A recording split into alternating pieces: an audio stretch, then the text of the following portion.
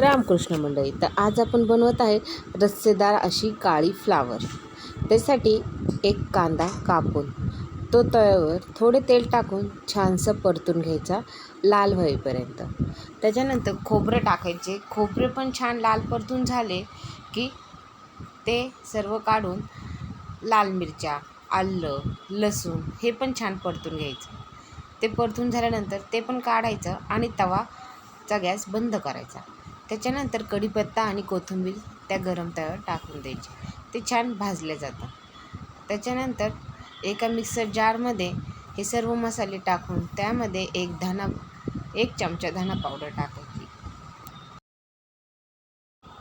त्यामध्ये फ्लावर स्वच्छ धुवून साफ करून त्यामध्ये 1 चमचा मीठ टाकायचं आणि ते छान उकळून घ्यायचं. उकळी आल्यानंतर गॅस बंद करायचा आणि एका चाळणीमध्ये ती फ्लावर गाळून घ्यायची.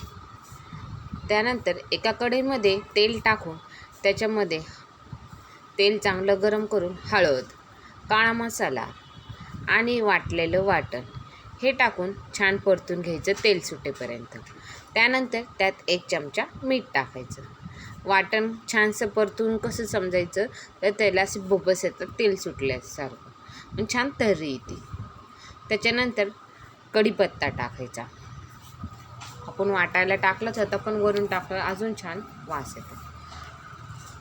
त्यामध्ये आपण थंड केलेली फ्लावर ती टाकायची आणि कोमट पाणी टाकून एक झाकण ठेवून एक उकळी घ्यायची. अशा पद्धतीने आपली काळे मसाल्याची फ्लावर तयार होते. उकळी झाल्यानंतर छानशी तर्री दिसते. तुम्ही आपल्या व्हिडिओमध्ये शेवटी पाहाच. व्हिडिओ आवडला असेल तर लाईक करा, शेअर करा, कमेंट करा, सबस्क्राईब करा. धन्यवाद.